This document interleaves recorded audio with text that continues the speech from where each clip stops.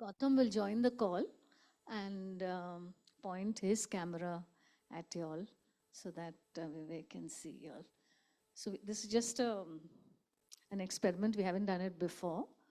Uh, Hi, Vivek. Hi. We're just setting up. Just give Yes. us a few moments. I have to Can you look hear at me? camera, I think. Yeah, we can hear you. So, as I told you, Gautam is joining the call, so he can point his phone camera at the audience. But I'll just, I think, start off since quite a few people are waiting and would want to get back. Um, First of all, thanks so much for sharing the film with our audience, and many, many congratulations for your recent Critics' Choice Award. I think it's very well deserved.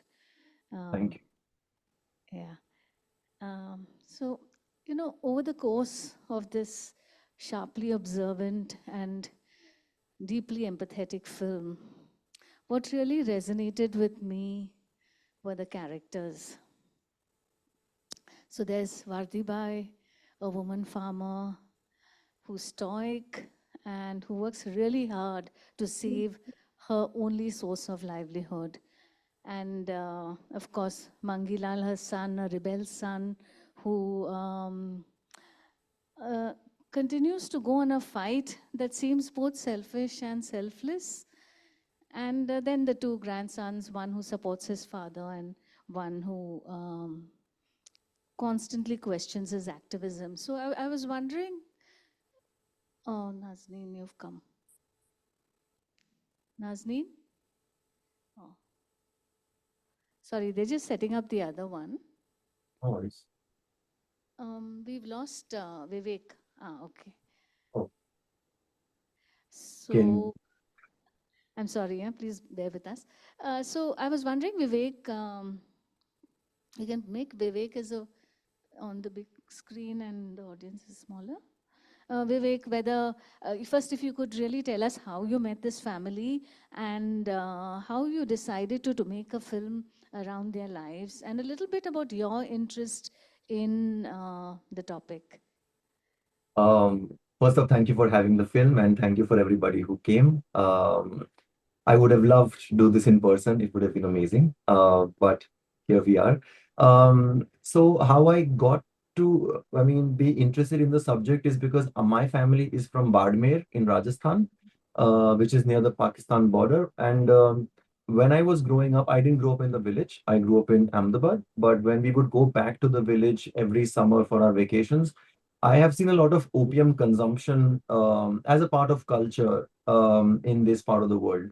And so for me, it just didn't seem like, too much of a stigmatized, thing because I had seen my grandfather take it a few times a day, and we were given milk tea and he was given something else. And, you didn't know what it was. And eventually you knew what it was and so on. So there were these questions after in my 20s. I was like, what is this? Where does it come from? Who grows it? What is our association with it? And that took me on a long journey of research and like a lot of people in India, I also didn't know that legal opium farming happens in the same state that I am from. And these farmers grow it, and even initially it was a much bigger story of many stakeholders that are trying to control opium, which is farmers and narcotics officials and mafia and the patients who really require morphine access. So it's a much sprawling story. But then I realized that if I could tell the story of farmers well, I could look at the source of where all of this corruption sort of begins, and hence started to make this film. Initially, in my research, I had three farming families. None of them were this family actually, and they were all because I was going through upper caste people. They were all actually upper caste when I was, first meeting these people. But for some reason or the other, we shot for 6 months with them. All these three farming families realize that this film could put them in trouble because there's so much trouble all around them and they are so precarious in the ways that they live, which you see in the film. So we couldn't really get proper access with them.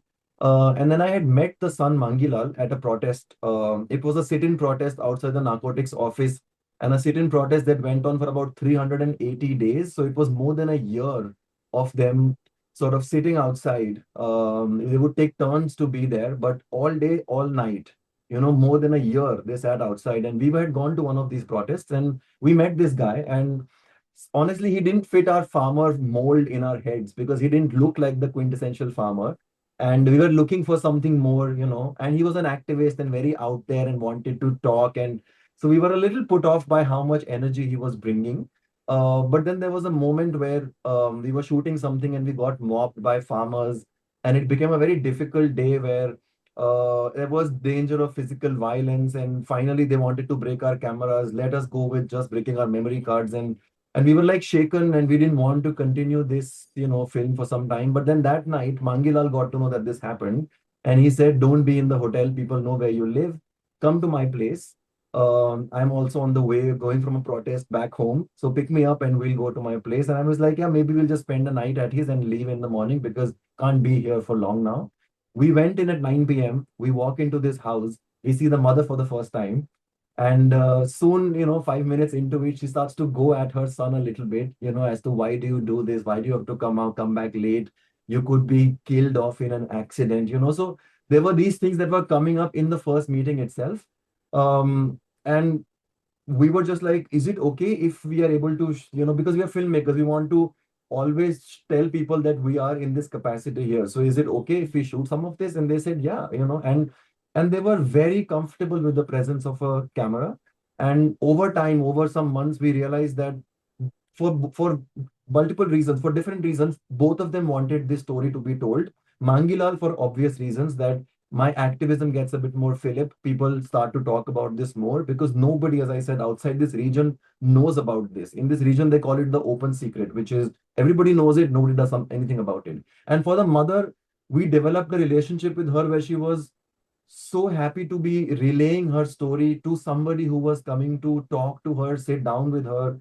And we also lived with them in the house when we were shooting. So we shot for 4 years on and off, going during the opium seasons.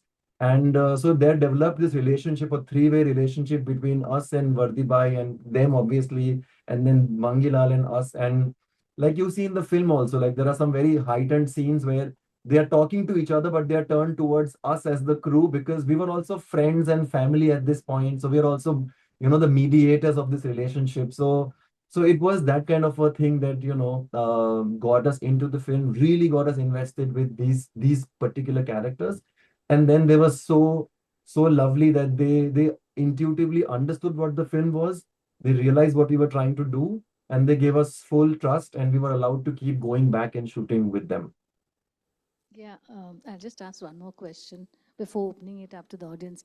I think also you can see, whenever you place your camera and where the mother's in the foreground, she turns to you and starts to confide. So you can see the bond that you and your team, your camera person, what's his name? Um, Mustaqim yeah, Khan. Mustaqim Khan, who's done a wonderful job in the film. And you can see that very strongly. And I thought that the interplay of these characters and their stories and the restraint with which you tell their stories, felt almost like a fiction film in a good way. Um, it feels crafted and it feels put together in a very sensitive way, and but very well crafted. So I know, I mean, documentaries are supposed to be about real people, real happenings, and things like that. But there is so much that happens behind the scene where the filmmaker, crafts the character's story. So, can you give us a glimpse into how you got these characters? How did you get the capture the dynamics between the mother and the son, which is such a good, powerful story and the center point of your film? Thank you. At least first during the filming process, and then maybe then the edit. How did you Yeah, yeah, yeah. work with them? I mean, thank you for using the word restraint. It sometimes in the film environments we are in, where you're hit over the head with things, especially with the big one that has come a few days ago. There are these forces in film, especially where so we really wanted to also. it was important also to, I mean, it was why also it took time was that, see, it is a difficult position. Me and the camera person, we wield much more power. Urban people, more, class, upper class, upper castes. Um, so it was this, why are we here? How are we allowed to do this was a question that was front, right, center for throughout. And I think the only way for us to answer that was, we don't want to disqualify ourselves from doing that, but what we should do is we should go so deep inside. We should live so much here that then we are able to say, we will never be able to be them.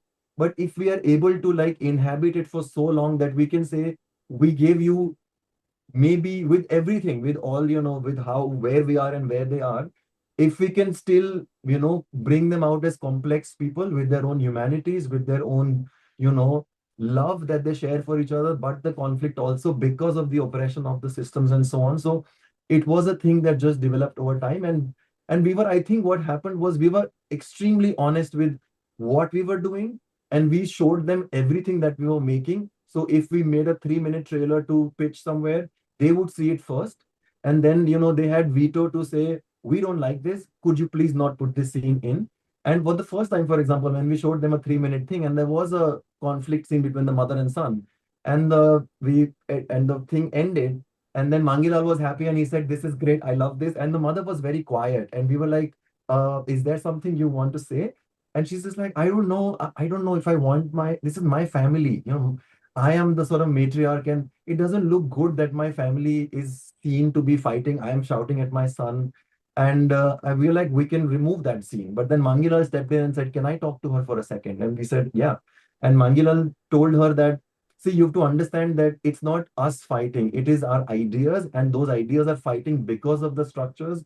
And if we want them to tell our story well, we need to be open for them to do whatever they are doing, and which really helped us. So then we made a 10-minute, a 20-minute, an hour, and they were seeing all these things. So what that did for them was to say, we will never be shortchanged. We will not be shown in a way we don't want to be shown.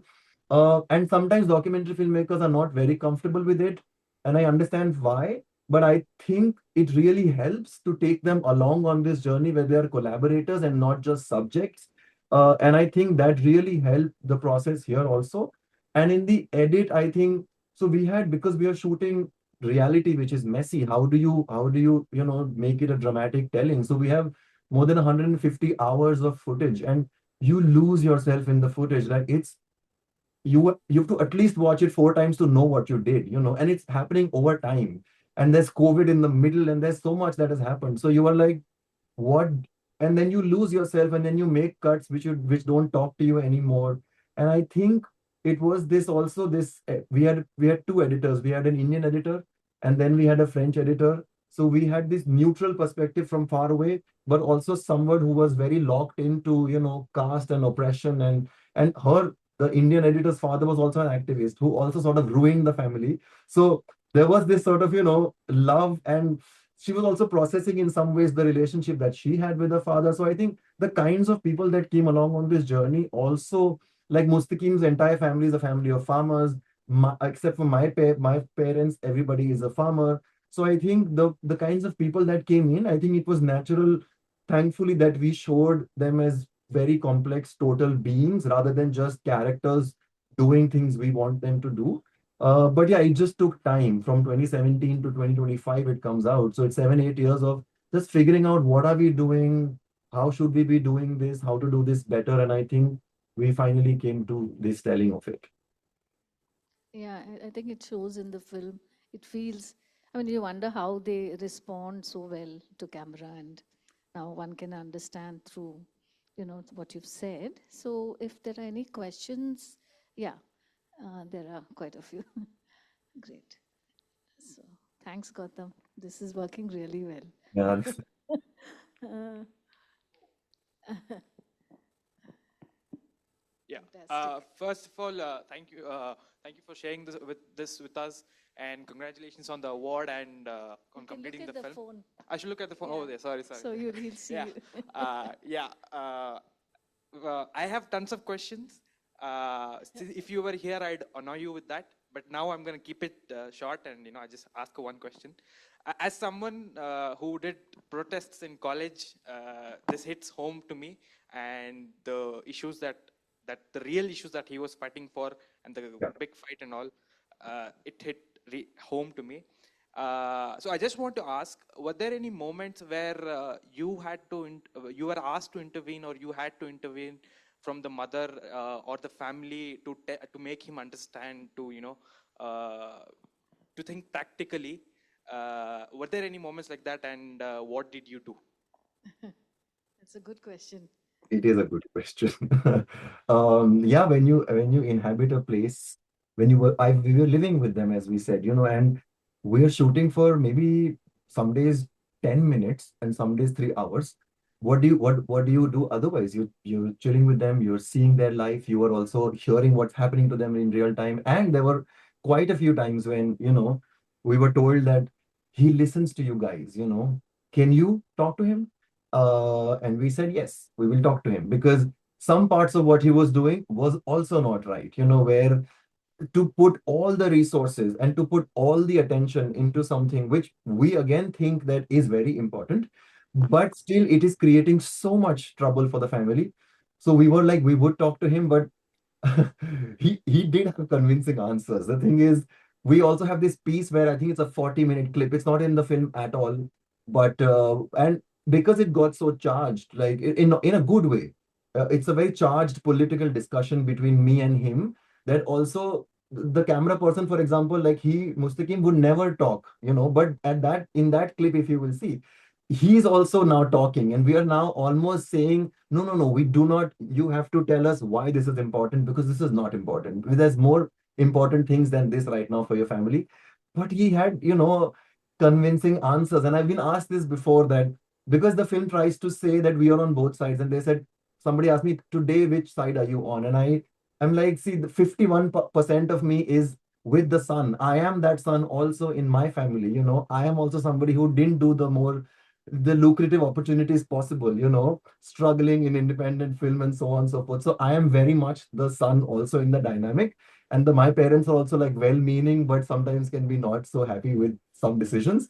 So there were times when we were told to do that, and we would do that. And then and he would also say to us that, could you then ask her, if she forgets the trouble, am I doing something wrong? And then we would relay the same question to her, and she said, yeah, he's not doing something wrong, but I wish it wasn't my son. I wish it was somebody else. I wish it was so many people that it changed.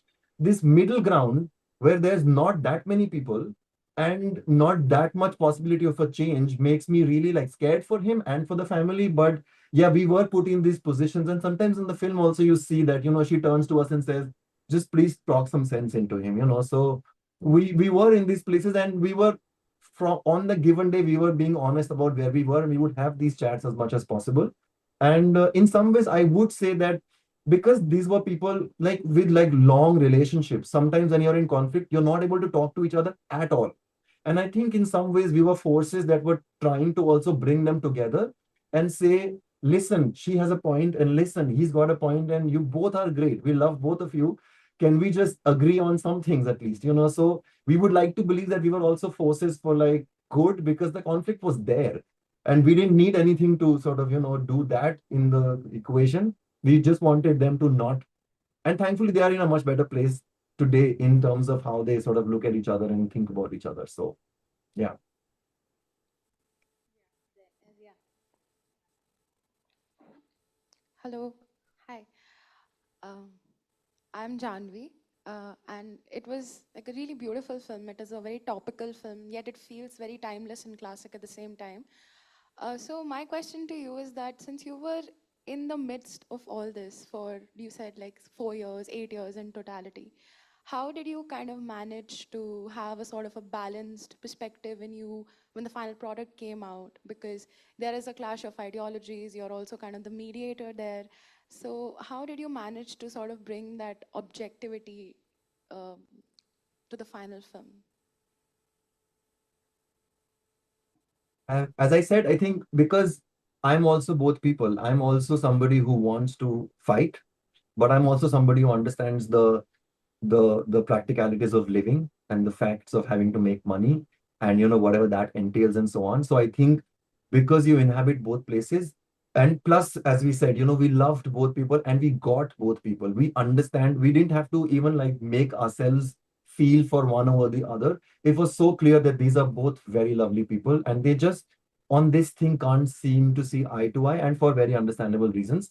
So that was one. And two was very importantly that sometimes as the maker you're so close to the material, it's impossible for you to have that neutrality. So having people like a French producer editor also, and then there's Indian perspectives also, and then the camera person is also weighing in on what we are doing with the decision making. So you are able to then objectively also look from it from far away through these people's eyes to say how do we balance it, how do we not make it too tilted, because honestly the first cuts were all heavily tilted to the sun, because he's just naturally the more dynamic force. He's the force who's, if you see his body language also, he's moving, he's talking like a charger. There's all kinds of things happening while the mother is the sort of staid, figure, and the camera also sort of lingers with her so much more. So I think we had to, I think, and there was a decision that was made after much time in the edit where we said, even though he's the mover and shaker in terms of the action, the mother is the emotional spine of the film. So if we go with these sort of characterizations, then we can give them equal sort of, equal-ish weightage.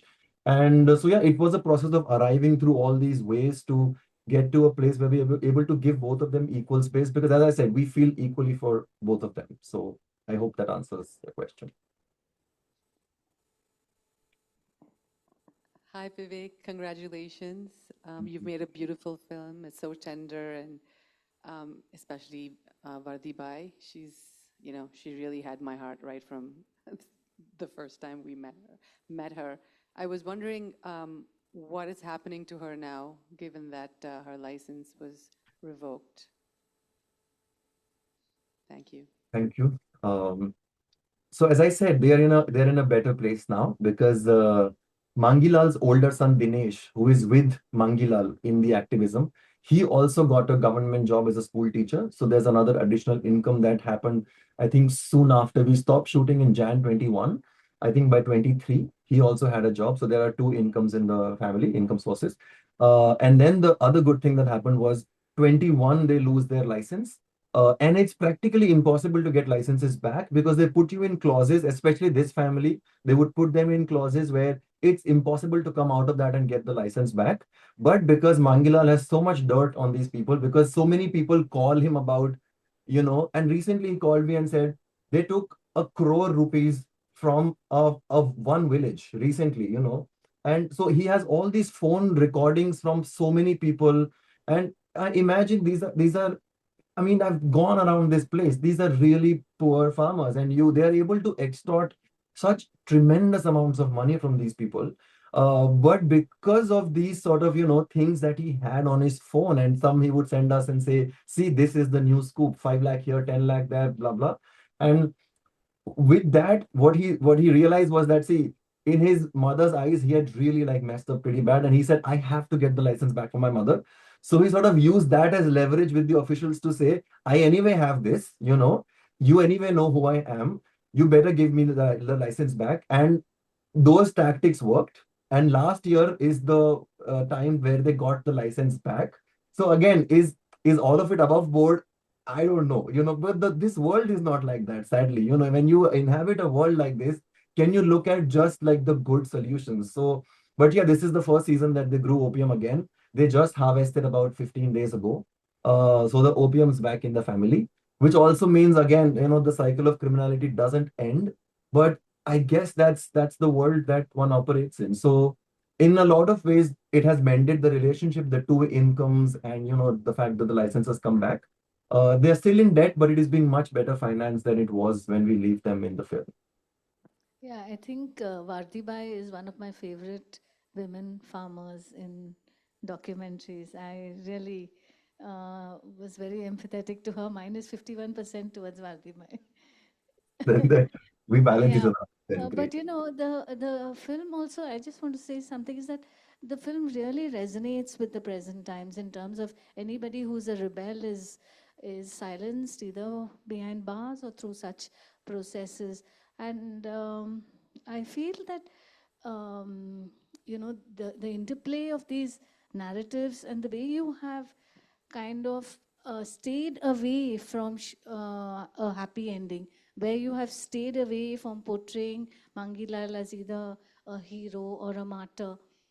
Uh, for me, that really worked as a film, because it just made it stronger.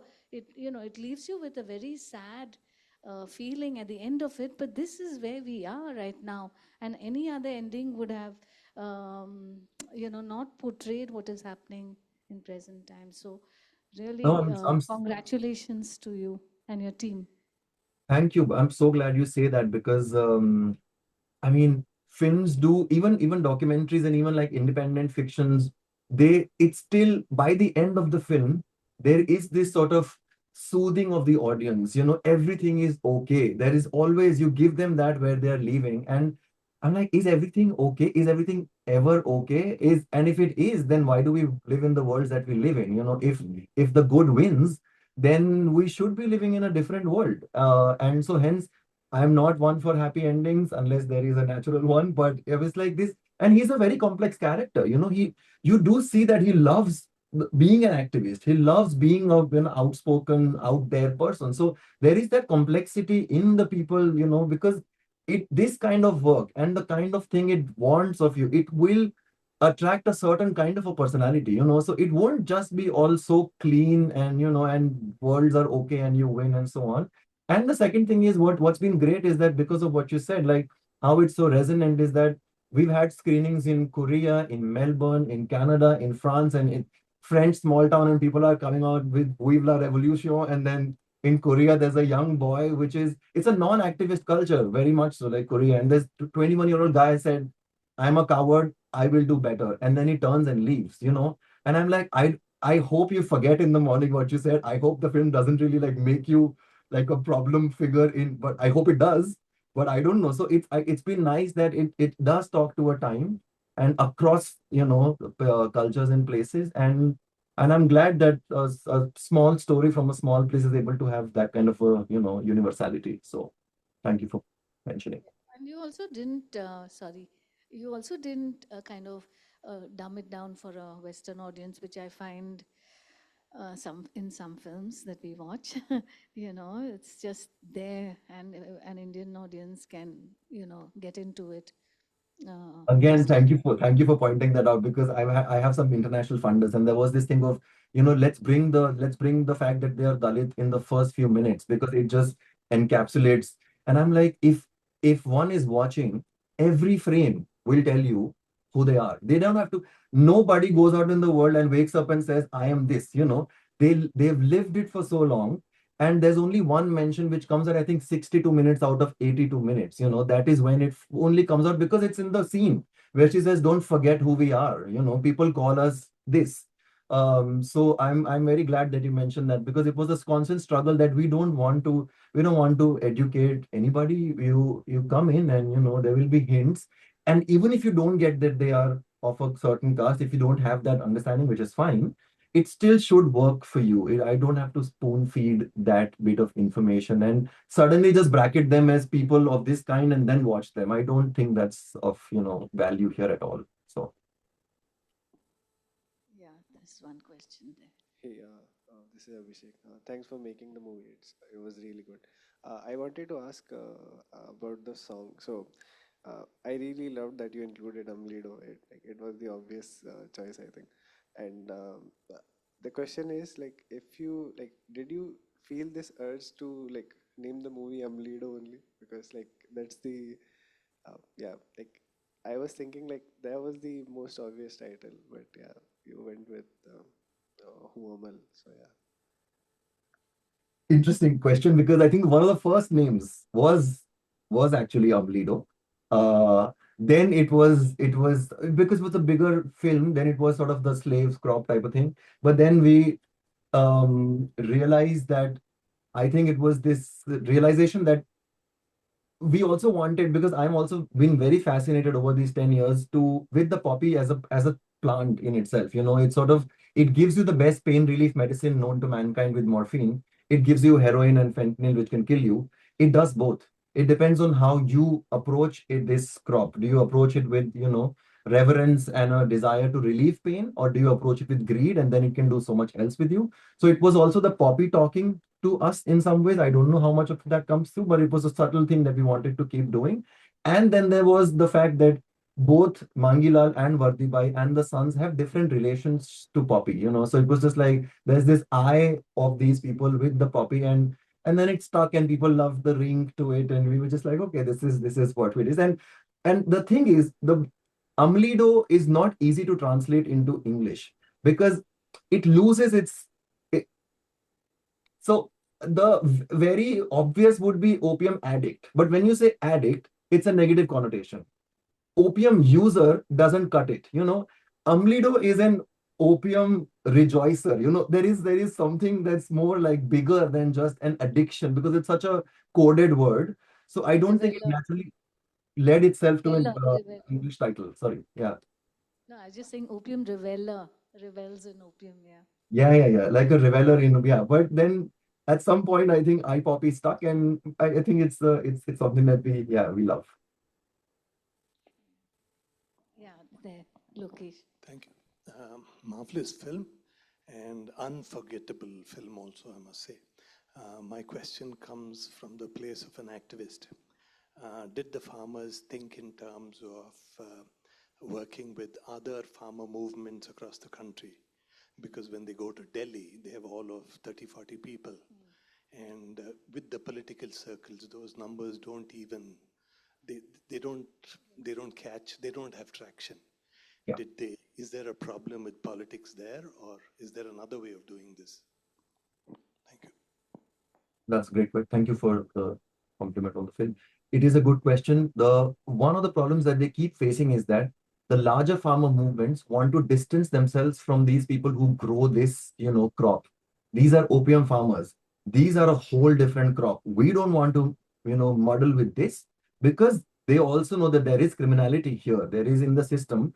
There is, these kinds of forces that are playing. So they are not a very easy group of people to fold into a bigger movement. What you see in the film, the tractor rally, Mangilal comes up with the idea because of the big farmers' protest that is happening almost next door to them with Punjab, Haryana. So in those ways, they found direct sort of relationships with these bigger movements, but it has been difficult for them to be able to stitch together broad sort of coalitions with other movements. And as I said, even within them, they are so like divided by the officials, because if somebody wants to go, they get a call saying, we will cut your license, we'll come after you, don't be seen with Mangilal. So they are never taken as like a very serious activist group. So I think because of both of these reasons, they're just not able to, link themselves with the bigger movements and be able to take it to, even though they are much more enslaved by the system in a lot of ways, because other farmers, there is a huge problem of prices, but here there is a problem of being in jails, and the minimum sentence is 10 years, and these jails are full of hundreds of farmers, main breadwinners also in most families, in jails on 10 to 20 years, because narcotics is a very, very strong act, and they use this act to sow so much fear into you that you do that bidding. So because of these reasons, it's so hard for them to, and it's so sad that these are colonial rules. Like in a lot of our laws, the colonial policies sort of,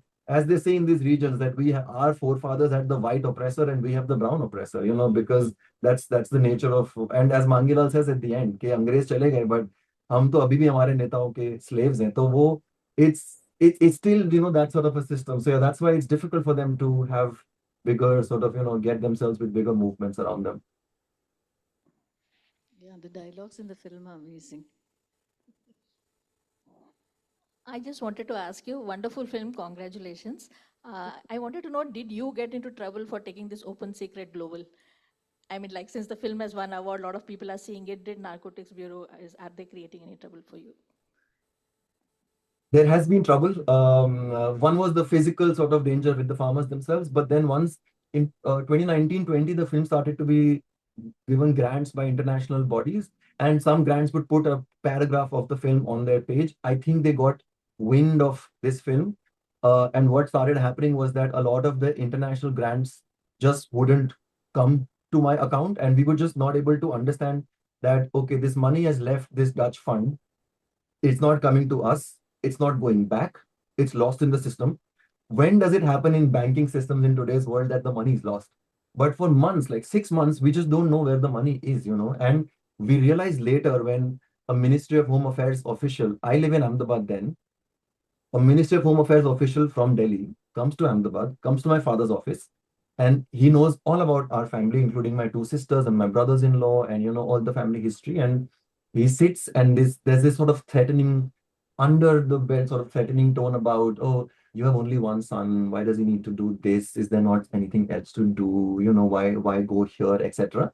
And that's when we realized there's more happening. We just thought there's a banking problem, and that's when we realized there's much more. And then we got lawyers to look at what's happening in this thing, and we realized that the money is being blocked. And then just between us, we had to do what they do. I had to launder money from Dubai. My brother-in-law lives in Dubai, so the funds would give money to my brother-in-law. We would make service contracts to make ads for his company, and the money would come into me, and then I would shoot the film. So there was a lot of these kinds of things that sort of kept coming up. We have not shown the film that much in India still, also because there is some worry, and so we are looking at like going slowly with festivals and so on and so forth. And it's sad because we would want it to be disseminated to everybody, we do everywhere, colleges, universities, OTT, whatever happens, but it also brings this sort of risk with it. So yeah, in the making there has been risk. In the last 10 months that the film is out, we haven't heard anything, even though it is widely in media with reviews and international ones and Indian ones and so on. So, but we'll see. There's sometimes when I look over my back, sometimes where there are days I'm like, is that? But I don't know. There's sometimes you worry, but then it's like, well, what can you do? You have to do what you have to do. So Wow, there's so many questions, but Nazneen's allowing only one. No. Oh, there's one more. Do you want to just quickly team up the few questions and yeah? Yeah. Hey, hi Vivek, Jatil here. Uh, Having seen your first documentary and the second one, how has the creative process changed for you from doing the first one to the second? Because the subjects are fairly different and it takes a fairly long time to go through that. So how do you go about changing your approach towards those? And it's great to see you. I'm smiling because yeah, because it's dark, but you Jatil from my batch, right? Yeah, Jatil Tandel, right? Give a thumbs up if you are Jatil Tandel. Yeah, okay. It's dark. I just couldn't see, but I was like, I'm sure this is Jatil. We went to the same MBA college, so it's nice to see a friend in the audience. Um, how does the approach change? I think as artist, as an artist, you're watching so much over time. You are learning so much as you go, and then there is these, you see so much else. And Gunga Pelwan, my first film, is more of talking to the interviewer. There is some observational material, but it's mostly like talking to me. This is 2015. It comes out. This comes out 10 years after. So in that time, I am also gone on a journey. I've gone to film festivals. This was also in a lot of film forums where I would travel, I would talk to people, I was watching a lot of documentaries, and I was naturally getting excited by this way of telling it, where it just felt like, especially for this story, like the way to do. And so I think, and my next film is a completely different, format also, because then you also want to take on new challenges and do newer things. So yeah, it's something that, and sometimes a story requires a certain telling, so then there's also that there's your what you want to do, and then there's stories that require certain kinds of telling. So I think that's how we did it. And nice to see you. Okay, this is the last one. Oh, yeah, okay. Okay. Yeah, thank you for this wonderful film that really enhances my perspectives on India. I'm not from India, as you might see. So my question is a more political one. I wanted to ask you about what tells your film about the chances and limitations of Indian democracy. The chances and limitations. I'm I'm not qualified. I just made this thing. I will try, because I'm also a citizen and I'm also a resistor of a lot of these things. Um, the chances. I will talk more about them. The chances are that I think we, even though the last 11, 12 years have been difficult, I think we remember this taste of a more functioning democracy. I don't think we know what it felt like. We know that there was a voice. There was other problems, and I think those kinds of things, because they are in memory, that they have felt over generations. I don't think they can be taken away that simply. So we have civil society. We have, even though the crackdown is a little too much, and hence maybe my name, maybe my religion helps me over others, but there is still this fervor, this idea of democracy that still exists and that still tries to move the needle as much as possible. And that's also why I want to make films like these, where at least I want to inhabit my time and space with people that feel like me, with my collaborators also. Like they're all people that are very much, people like me, and where this energy sort of comes from. So I think the chances are that we are a resilient people, and I would like to believe that we will be able to look through, more of us will be able to look through what keeps happening and what is being dismantled. And the limitations are that today, I think, again, as I said, so much has been dismantled. How do we come back from this? I think I don't know how. And I don't know if a lot of us have the appetite for the fight, because it is an uphill fight, and it entails real dangers sometimes. So yeah, but I mean, I remain hopeful, because there are people like Mangila, there are people like, yeah, so many that are in this country which are very deeply inspirational. So yeah, what else can you do but hope, I guess. So that's how you live. Yeah, great. So we are forced to wind up. Vivek, you can tell by the range of questions and the number of questions how engaged the audience was with your film. Many, many congratulations, and hope the film really travels a lot in India.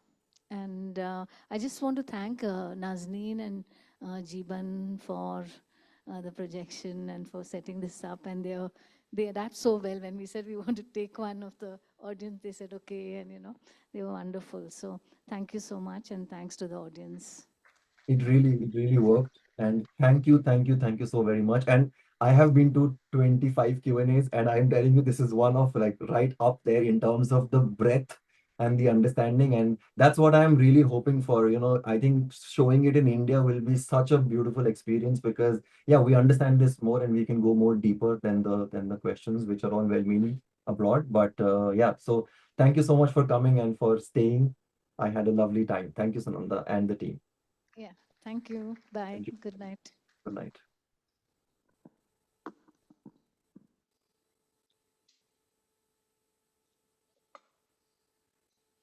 Thank you, Gautam. Sorry, I forgot to thank Gautam.